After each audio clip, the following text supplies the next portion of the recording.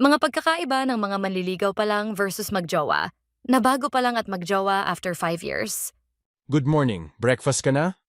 Ingat ka ha, pag-aalis ka, uminom ka ng tubig. Huwag ka po magpapatuyo ng pawis. Hi love, good morning. Kumain ka na love ko. I love you po mo. Ingat ka po ha. Ingat ka. San bahay niyo hatid na kita baka mapahamak ka pa. Para alam ko na safe ka nakauwi. Love, dahan-dahan po sa pagbaba ha. Alalayan kita, hawak ka sa kamay ko.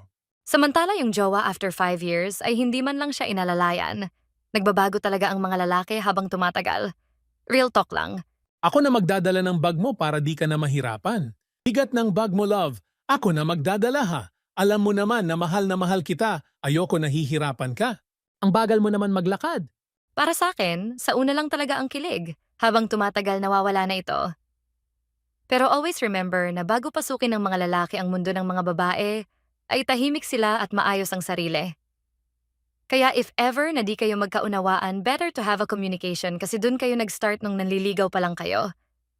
Huwag kayong mga lalaki gagawa ng kalokohan o kasinungalingan dahil sa hindi nyo na mahal ang partner nyo.